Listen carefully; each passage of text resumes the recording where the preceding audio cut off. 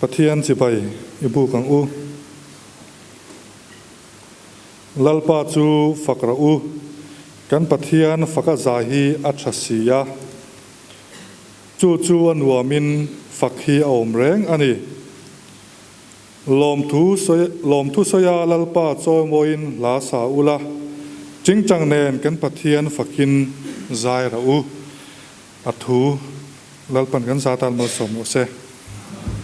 pathian ma konin chong chayang lalpa kan pathian min mangai tu zanina chalai tele hei pawalai rualte lalpa nang ma fakturin ibiak buka kan local khomania lalpa zanina kan program zonga nang lo tella lalpa tharau thiang limin miran uapla engkim kan ti te ro puinan ani theina turin chungchu kan lalpa iso krista ming kanon dile amen tuna chuan KTP Tutlang branch secretary kan so manga tukwan ngaite ron puang sela zanina kan program ruam mannate a hlotlin na pathian in min mu tira pathian hena lom thu sela zanina kan program lo chuadan hi tlem kan soyanga kausan pawalai pol te ne na trangin branch committee a lekha kan donga KTP te ne na inkhom hoa pathian fakho an chak thu an ron thena chunga chuan branch committee ten remchang kan han siama ruam manna te kausan pawalai pol obi tenen kan han siama chunga chu zanin program lo chu dana hi ani ti kha member te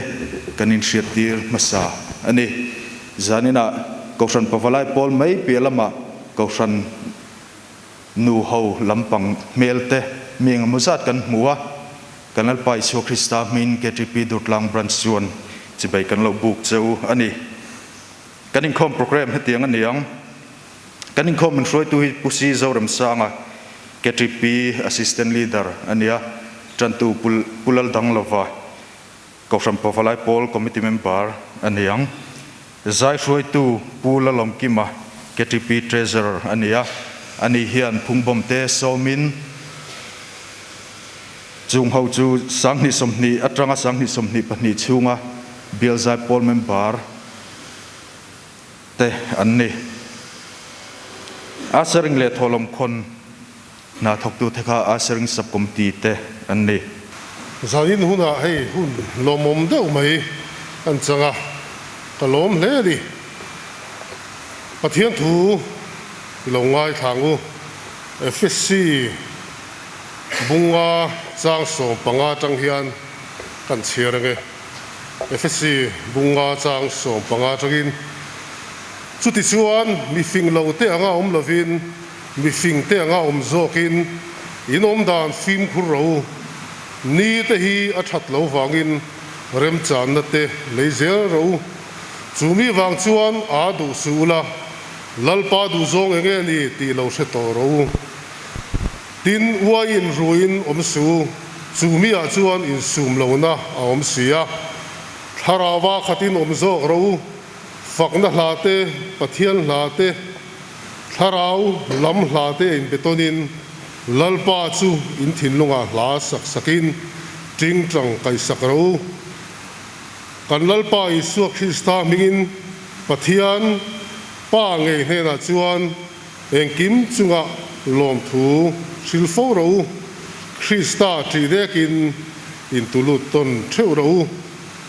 tharawa khatin nom zo ro Samuela pakhatna bung som paruk chang som hi pahi Samuela pakhatna bung som paruk chang som hi pahi thu longai thaliang tin so la chuan Jesaya nera Davida hi ka nena amro se kami tatlung hle mai tia sil turin mi atira tin heti hinia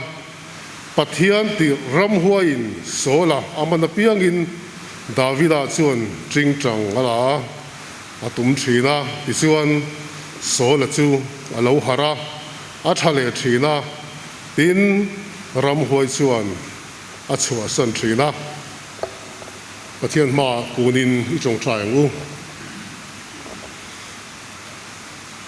leile van le chunga thilom zong te siam tu le nei tu kan pathian zaina hian pavalai te le KTP te lalpa in to khom theina hun tha mi siam saka wangin lom thu kan hrila che lalpa kan pathian kan du wang reng hian engma hi om lova I khongai le rem ruat na wangin engkim hi om zo kani zaina hen lom thu kan hrila che lalpa pathian te pathiani nia ho tu inia lalber te lalber inia lalpa kan pathian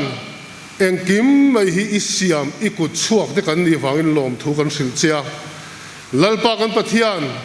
lal inti dang te po hi lalpa isiam te tho an ni chu wangin lalpa kan pathian zaina hian engkim chunga engkim inia lom thu kan hril chia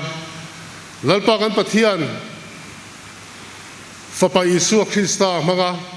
chandam na raw pui tak mai tlan na min siam saka wangin lom thu kan hril chia lal Isu Krista min tlan na raw pui tak mai hi lalpa he khovela kan dam chunga ai thazok chan le tur chuang kan nei lo ti sia lom chunga sual sima lalpa zaina hian itran puina le lalpa kan pathian nangma nei chunga zaina hian lalpa sithiama oi thei turin min puila I chan chin tha chau hi lalpa kan pathian zanina tang hian buai pui thei to turin min tran puyang che lalpa kan pathian du tak min mangai tu sola lalro pui tak mai kha lalpa itirin ram huai naman thina lalpa kan pathian itir Davida mangin lalpa chan chuin om thina ting chang atuma sola ko chunga tangin ram huai te chuak thina lalpa kan pathian chutiang chuan zaina lalpa nangma kan fakle kan choi moi na chahi lalpa kan pathian kan rimoi zong te hi lalpa tu mo tal lalpa tharau sual le lalpa kan pathian nangma nei thei lo mi te ta na lalpa hun aloin hon theinan zaina ifak la kan sakte kan soi kan ti piang mai hi iro puina tarlan nan min man sakang che zaina hen lalpa kan pathian nangma zui hi lalpa kan pathian kan lom na ber lo ni sela zaina hen lalpa nangma hi engkima kan man ngam theinan min tran puila I thu o hi lalpa nangma kan fakle kan choi moi theina thaber ani ti sia lalpa ti tura min du te tia ti lo tura min du te ti lo ngam turin zaina he min tran puyang che I fak hla kan sakte kan thil ti kong eng kiba nang ron choi moi la lalpa kan pathian fakna cheng thin pathian ni kha zaina po hian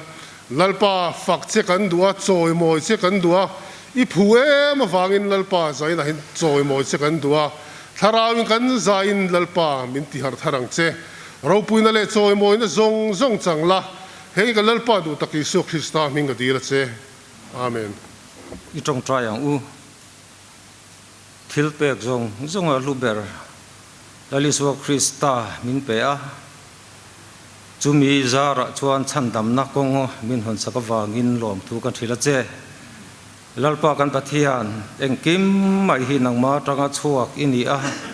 imi te hi mal som na tam takin na min vura voini thlengin kan mamo to kang zel pe ka wangin lom thu kan thila che lalpa zanina chi bai bu ka ko fran pavalai polte ko fran nu te Christian thalai polte imma kan lokal khomin kan phalang tok nangma tanga mal som na kan mu te inhena nangma choi moi na karon la khom le a hen kan thila khom te hi khongai takin na nangin na milopom sakla irong bol na zau zo ka dana kan man theinan te he Christian thalai polte lalpa antha ki chatu atante inhena karon la ne heng zong zong i lali suak Krista mingin karon di le tuna chuan kan zai soi tu te kuta kan hun kan plana nga atop na chuet lama tangin kan siam le don ya Pathian tu thiang lim ilongai thang u FSC bunga chang som pakua FSC bunga chang som pakua fakna hlate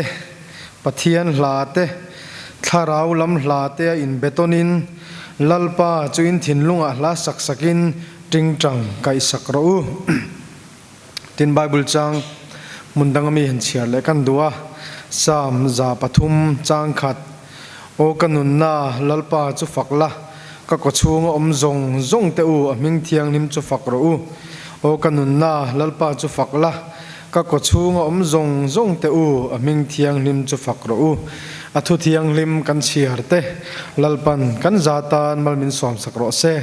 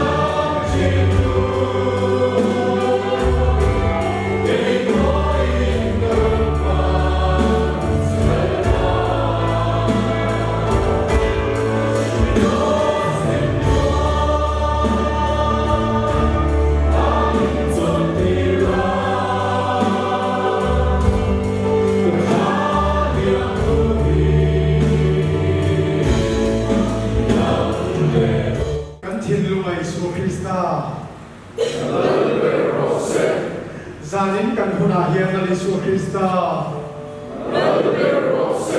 kan nun chungril bera Yesu Krista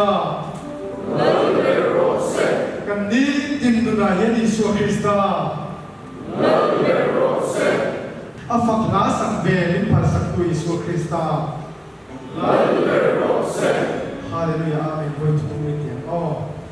Hallelujah amen Hallelujah amen Hallelujah amen kan zain ding tlangila min bangai siya ding chung ya sa leting ko ni oh ya kan tangin Oh,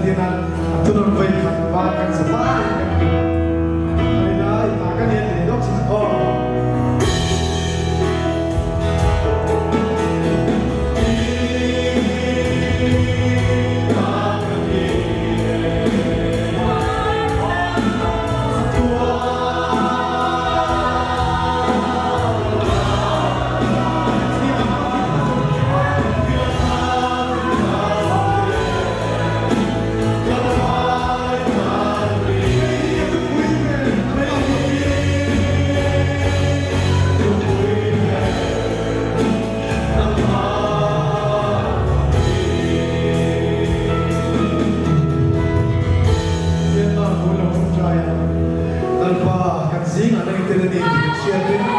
imit kan fakat ni alom tu kan soye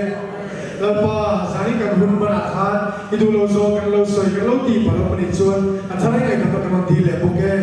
din chu diwan man so kha ko ni chuan ban so sakla zari na hian lapa sak chung chuan an ma chon moi te